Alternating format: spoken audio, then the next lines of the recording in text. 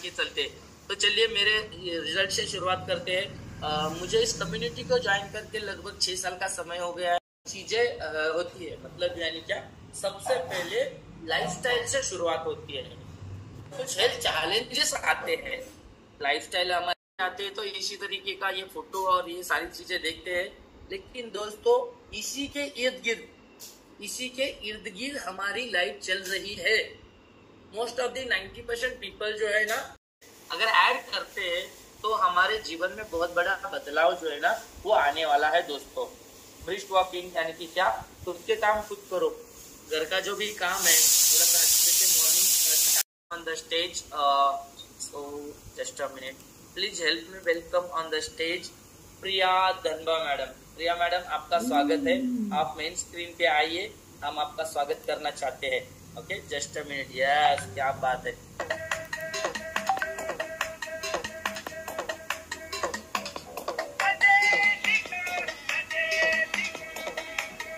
Welcome Priya madam.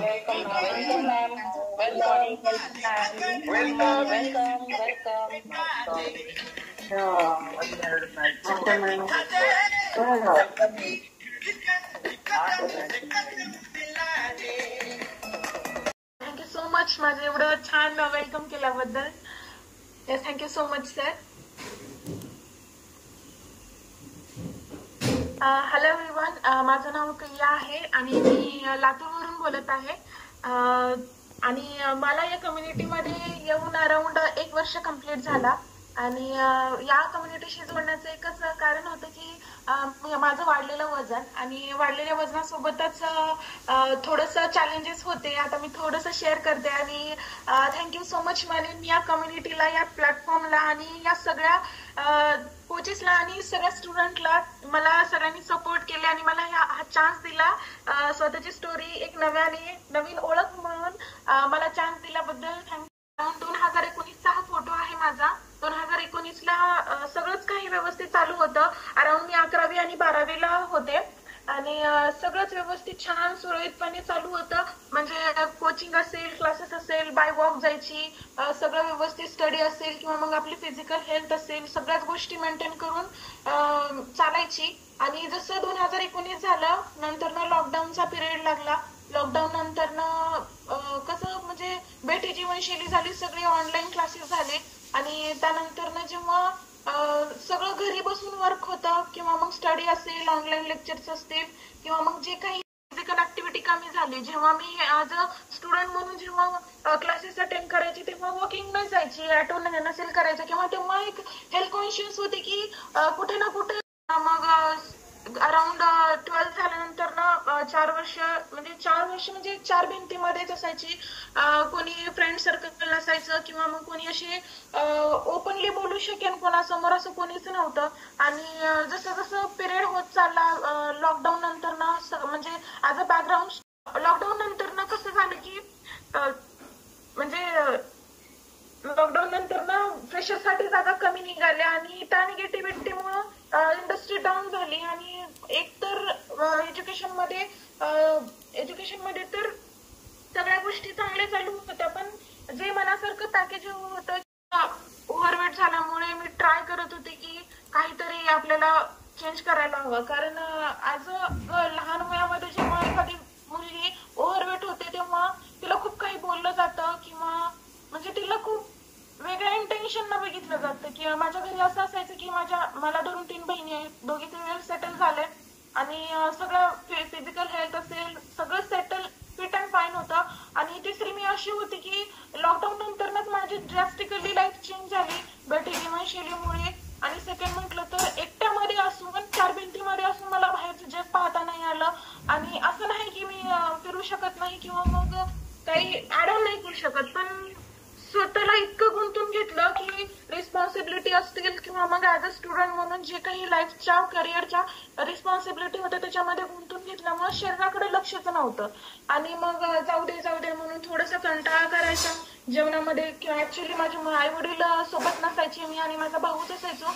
आणि lockdown नंतर बेटी जीवनशैलीमुळे कसं झालं की आहे ना, तर आता सगळा घरीच वेळ असतो। मग कधी पण उठलं असेल, कधी पण जेवण झालं असेल, मग थोडंफार ज्या गोष्टी आहेत ना टाळाटाळ करून स्वतःकडे लक्ष कमी केलं, अभ्यासामध्ये झोकून दिलं, करिअर मध्ये झोकून दिलं, फ्युचर मध्ये केलं, पण स्वतःकडे हेल्थ नसल्यामुळे खूप सारे चॅलेंजेस आले. पीसीओडी झाला ओव्हरवेटमुळे, आणि ऍक्च्युली असं झालं की मी डिले करण्यासाठी गोळी घेतली होती आणि त्या एका गोळीमुळे माझी पूर्णच लाईफ कम्प्लिटली चेंज करून ठेवली. की अराउंड 6 महिने मला पिरियड्स नाही आले. खूप साऱ्या गोळ्या घेतल्या, ट्रीटमेंट वगैरे घेतली, आणि डॉक्टरांनी बोलले की तुला सकाळी दोन सकाळी घ्यायला लागतील गोळ्या आणि इव्हिनिंगला 2 घ्यायला लागतील. असं करण्यामध्ये तरी पिरियड्स आले, आणि आले पण झालं असं की ऑन डेट नव्हते. जसं 28 डेजचं वुमेनचं सर्कल असतं, पण 28 डेज होऊन पण मला 15-15 दिवस डिले व्हायचे, आणि सगळं चालू होतं. म्हणजे फिजिकल हेल्थ पेक्षा मी मेंटली डिस्टर्ब कम्प्लीट झाली होती. डिप्रेशन आणि एन्झायटी काय असते हे लहान वयातच जेव्हा जाणून आलं तेव्हा एक कळलं की बाबा कुठेतरी जाऊन आपल्याला कुठेतरी स्टँड घ्यायला हवा. चिया सीड्सचं पाणी पिलं, दालचिनी सकाळी उकळून पिली, जिरेचं पाणी पिलं, सगळ्याच गोष्टी करून पण रिझल्ट नव्हता. पण आपण डिरेक्टली कशावरती शिफ्ट होतो की आपण जेवण स्किप केलं तर वेट लॉस होऊ शकतो का माझा, किंवा मग मी शुगर कमी केली, कट डाऊन केलं शुगर, तर मग होऊ शकतो का माझा वेट लॉस. सगळ्या गोष्टी केल्या, कट डाऊन केलं, भात बंद केला, 2 hours वॉकिंग करायची, वर्कआउट करायचा, विनाकारण वर्कआउट युट्यूब वरती बघायचा, हार्ड वर्कआउट करायचा. आणि झालं असं की जेव्हा वर्कआउट करायला गेली तेव्हा कम्प्लिटली पायाखालचा भाग आणि पूर्ण हातापायाची पूर्ण सांधे हे असे आकडून बसले ना, मला कम्प्लिटली 3 दिवस उठता आले नाही. मग त्याच्याबद्दल एक ओरडा बसला की तुला काय गरज आहे करायची वेट लॉस. मग थोडस मग हेल्थ कॉन्शियस झाल्याबद्दल मग खूप सारे ट्राय केले, वॉकिंग करायची, सगळ्याच गोष्टी. आणि ॲज अ गर्ल म्हणून जर माझ्या फॅमिली मेंबर्स मध्ये म्हटलं तर माझी एक मोठी बहीण, स्लाइड दाखवली ना, नंतर ना पूर्ण जसं असं कोणी नव्हतं की कोणीतरी ये दूर आणि मी आहे तुझ्यासाठी आणि मी तू हे करू शकतेस असं म्हणणार कोणी नव्हतं. आणि जेव्हा म्हणतात ना एखाद्या गोष्टीसाठी जेव्हा आपण साठी भयानक प्रयत्न केला, पण घरून पण असा रिस्पॉन्स नव्हता की तू थोडीशी तरी कमी झालीस असं माझं एक्सपेक्टेशन होतं, पण अजिबात नाही. थोडस मग नाही तर आली आणि काहीच विचार न करता ट्रायल घेतले, 5 दिवसाचा प्रोग्राम घेतला, 1 मंथ कंटिन्यू केलं. पण हा कधी विचार नाही आला की बाबा हे असं का आहे, एवढंच का आहे, आणि कशाबद्दल असं सगळ्या गोष्टी करतील, किंवा मग जे काही आपल्याला जेव्हा आपण ट्रायल ॲज अ ट्रायल म्हणून एखाद्या कम्युनिटीमध्ये जातो तेव्हा खूप सारे डाऊट असतात. हेच का दिलं जातं, किंवा मग अशा गोष्टी का, कारण विदाऊट हे कसं एक्सरसाइज आपण वेट लॉस करून घेतो, किंवा मग असं यांच्यामध्ये काय आहे जे हे देतात.